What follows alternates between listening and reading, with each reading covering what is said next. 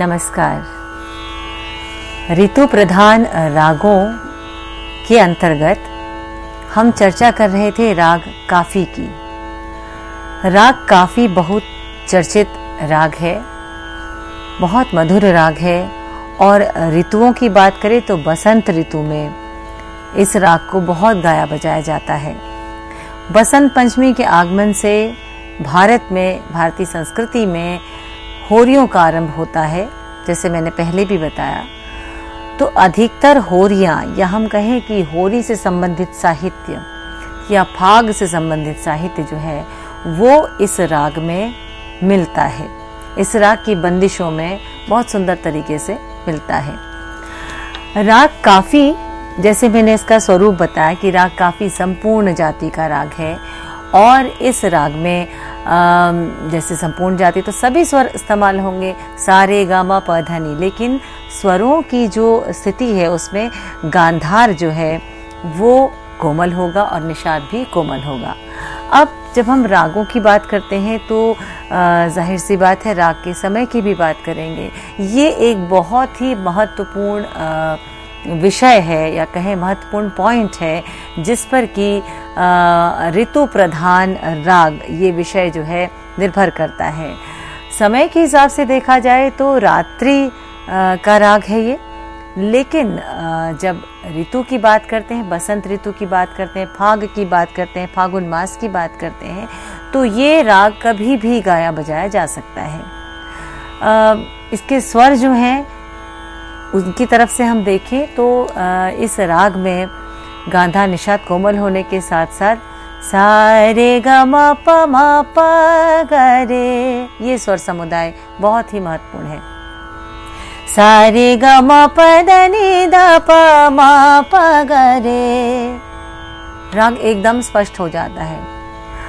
एक बात मैं यहाँ आपको जरूर बताना चाहूंगी कि जब हम काफी राग की बात करते हैं तो इतिहास, संगीत के इतिहास को देखें तो पुराने जो रागों की चर्चा, जैसे हम कहें कि संगीत रत्नाकर में की गई है या अहोबल के द्वारा अपने ग्रंथ में किया गया है, लोचन, पंडित लोचन के द्वारा किया गया, इन सभी शास्त्रकारों ने जिस राग काफी का वर्णन किया है वो राग काफी आज के राग काफी जो है उसमें उसको प्रथम जो उनका थाट जो उन्होंने दिया है या प्रथम मेल जो उन्होंने कहा है उसका स्वरूप बहुत कुछ आज की काफी ठाट से मिलता है। यानी उनका जो शुद्ध ठाट था वो आज की काफी ठाट का ही स्वरूप था, यानी गांधार और निषाद कोमल।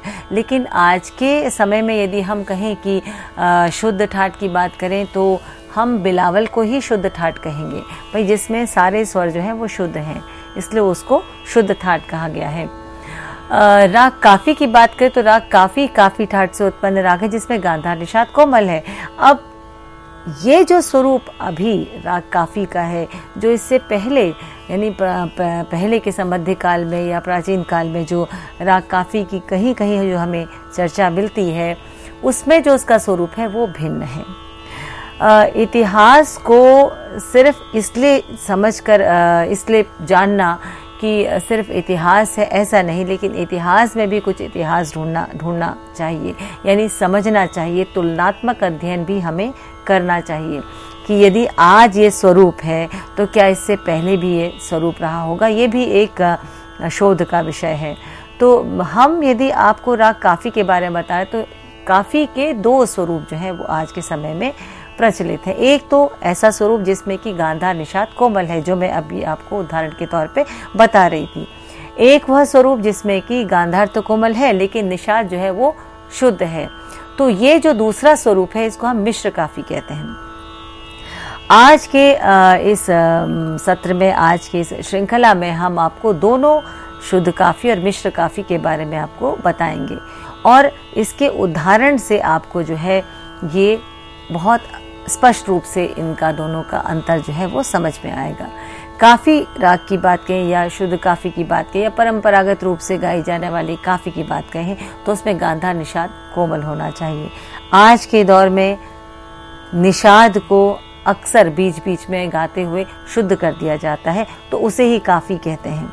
विद्यार्थियों को ये जानना ज़रूरी है कि केवल मात्र शुद्ध निषाद को प्रयोग करने से राग बदल जाता है, या कभी कभी कहीं पर शुद्ध गंधार का भी प्रयोग करते हैं कुछ गायक लोग, तो इससे राग का स्वरूप बदल जाता है और उसको हम मिश्र काफ़ी के नाम से, मिश्र का मतलब ही है मिश्रित, किसी चीज़ का मिक्सचर होना, कोई चीज़ आकर उसमें नई कोई चीज़ जो है उसमें जुड़ गई, तो मिश्र काफ़ी जो है वो अधिकतर प्रचलित है। इसलिए लोग काफ़ी का जो वास्तविक स्वरूप है उसको भूल गए हैं, तो ये भी जानना बहुत ज़रूरी है। फाग की बात करें, ऋतुओं की बात करें, तो ऋतु के अनुसार राग काफ़ी को आप अक्सर देखेंगे इसी बसंत ऋतु में या फागुन मास में इसको गाया बजाया जाता है। अब राग काफ़ी के साहित्य से ही उसको जो है हम पूरी तरह से जोड़ सकते हैं ऋतुओं से।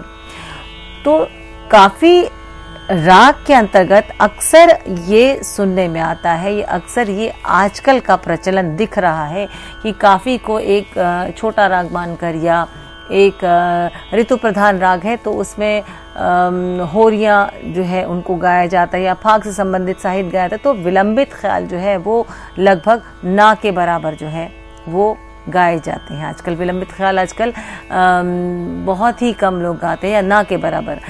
जहाँ तक बात कहती हूँ कि वाद्य संगीत की बात है, उसमें फिर भी लोग जो हैं इस राग को जो है इसकी मसीद खानी गत या रज़ा खानी गत जो है उसको बजाते हैं, लेकिन कुछ लोग उसको सिर्फ एक धुन समझकर ही उसको प्रयोग करते हैं, तो ऐसा नहीं होना चाहिए।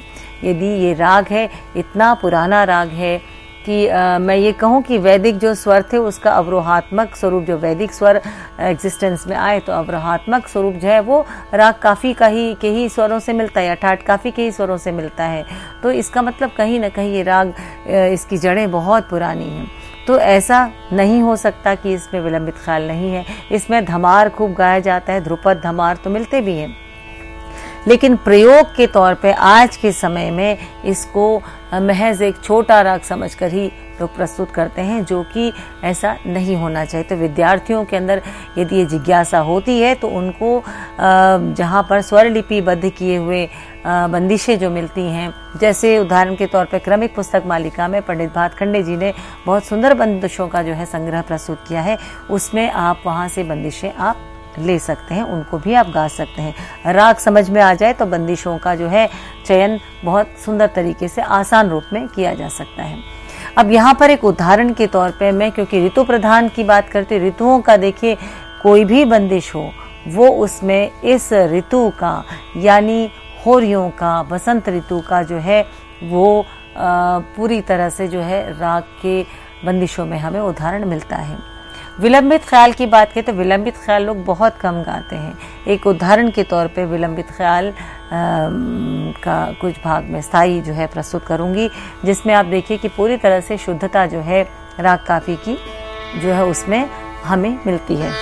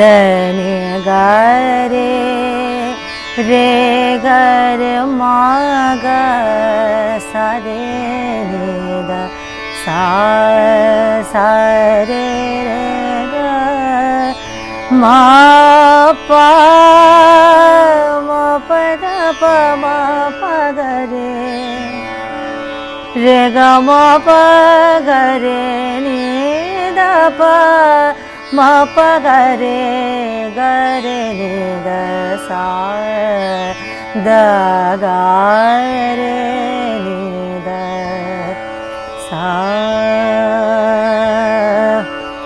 काना पिचकारी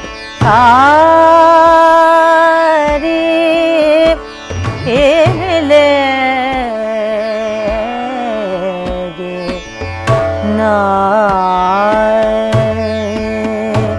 घाट कारी आज रंगी सब गोरी हो रे मची ए ब्रजमा आए अलग काना पिचकारी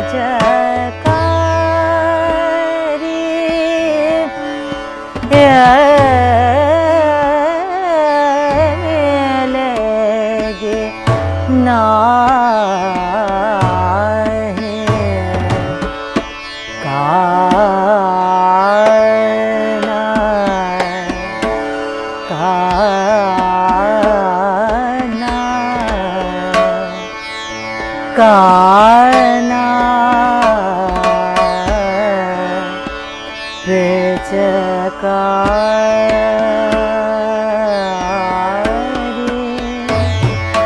मिलेगे ना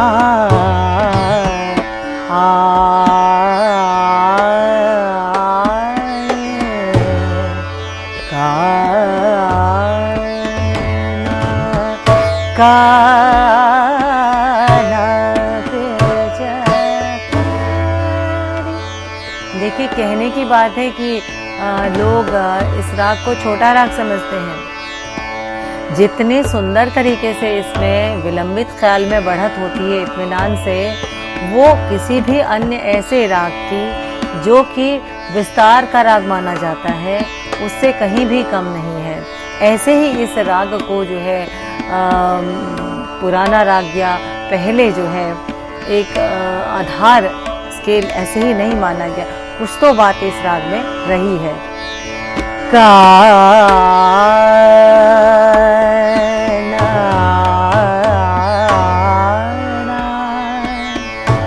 काना पिचकारी ना लेगे काना पिचकारी काना पिचकारी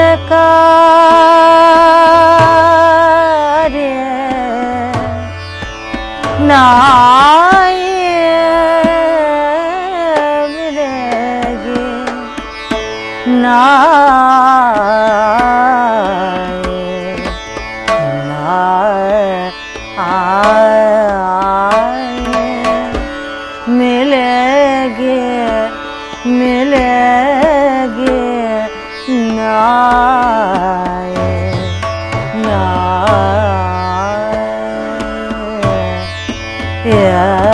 मिलेगी मिलेगी मिलेगी नाये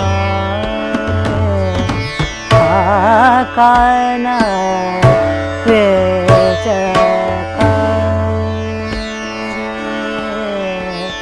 जैसे राग का विस्तार होता है, आप देखिए बिल्कुल इत्मीनान से जो साहित्य इस राग को ऋतु से जोड़ रहा है। कान्हा पिचकारी मिलेगी नाय, तो अपने आप में एक दृश्य सामने आ जाता है कि ये होली का समय है, पिचकारी रंग की बात हो रही है। और उसमें भी यदि ग्रामेटिकली देखा जाए, टेक्निकली देखा जाए, तो राग का विस्तार सहज रूप से हो रहा है। इसको मंद्र, मध्य, तार तीनों में बखूबी इसका विस्तार किया जा सकता है। काना पिचकारी मिलेगे नाय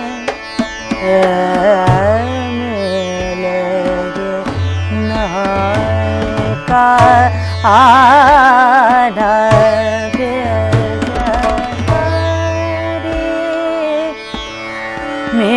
मिलेगी नाय नाय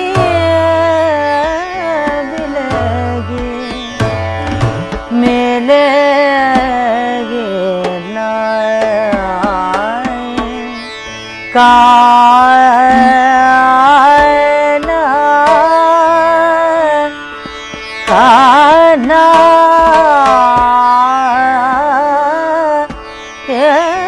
मिलेगी नाय काना मिलेगी पिचकारी नाय काना काना काना पिचकारी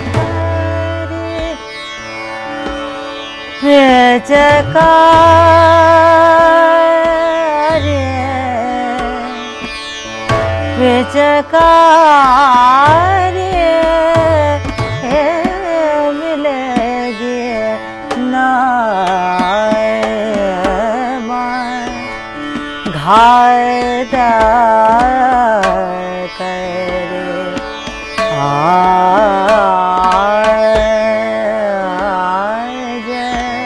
पूरा विस्तार हो रहा है, कोई छोटा राग नहीं है। इसलिए ये जानना बेहद ज़रूरी है कि ऋतु प्रधान होने के साथ साथ राग जो है वो अपने आप में एक विस्तार का राग है।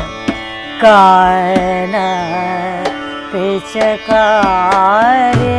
मिलेगी नाय काना पिचकारी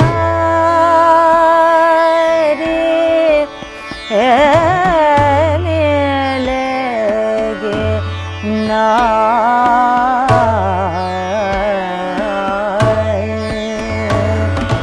घाट करे आज रंगी सावगोरी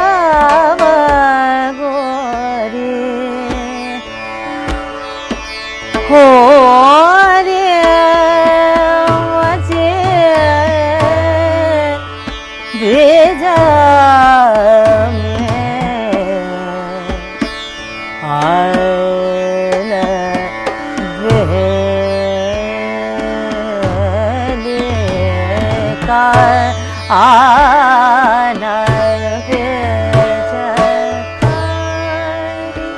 तो ये एक उदाहरण जो है मैंने आपको विलंबित ख्याल का बताया, इस बात को स्पष्ट करते हुए कि राग कोई छोटा राग नहीं है।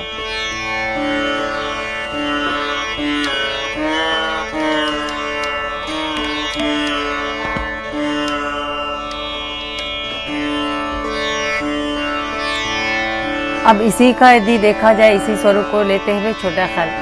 रंग भरी काहे तरावे, रंग भरी काहे तरावे, तेरो रंगीलो हाली छल बलिया, तेरो रंगीलो हाली छल बलिया, रहना दिना इतहु तमंडरावे, रहना दिना इतहु तमंडरावे, रंग भरी काहे तरावे, रंग भरी होरी भाई ताही सुखदाई, होरी भाई ताही सुखदाई, करे मन मानी फागुन मास, करे मन मानी फागुन मास, अनंग रंग सखियन बतरावे, अनंग रंग तू सखियन बतरावे, रंग भरी काहे तरावे, रंग भरी काहे तरावे, रंग भरी रे ग म प ध नि ध प म ग रे सा नि सा, रंग भरी रे ग म प म ग रे सा नि सा, रंग भरी। राग की शुद्धता को भी उसमें पूरा बरकरार रखना है। और जहाँ तक ऋतु की बात कहते हैं तो ये भी देखना है कि क्या साहित्य उसको दर्शा रहा है। यदि ये जरूरी भी नहीं है कि साहित्य उसमें एकदम स्पष्ट रूप से आ रहा है, तब भी इस राग के स्वर आते ही स्वाभाविक है कि हमारी इमेजिनेशन कहीं ना कहीं ऋतुओं के प्रति चली जाती है। रे ग म प ध नि सा रे ग रे सा नि ध प म ग रे सा नि सा, रंग भरी काहे तरावे, रंग भरी रे ग म प म ग रे सा, रे ग म प ध नि ध प म ग रे सा, रे ग म प ध नि सा नि ध प म ग रे सा नि सा, रंग भरी काहे तरावे, रंग भरी काहे तरावे, तेरो रंगीलो हाल छल बलिया, रहना दिना हितहु तम डरावे, रहना दिना हितहु तम डरावे, रंग भरी काहे तरावे, रंग भरी काहे तरावे, रंग भरी, रंग भरी, रंग भरी। तो आप देखिए कि जब हम राग की चर्चा करते हैं, ऋतुओं की बात करते हैं, तो पूरा वर्णन उस चीज का उसमें आता है। विद्यार्थी पक्ष को ये चीजें बहुत ध्यान से समझते हुए जो है उसको सीखना चाहिए। तो ये भी एक विषय है जिस पे गंभीरता से विचार करने का जो है का जो उद्देश्य है वो विद्यार्थियों का रहना चाहिए। तो आगे हम मिश्र काफी की भी कुछ बंदिशों को लेते हैं जो ऋतु प्रधानता को जो है स्पष्ट करती है।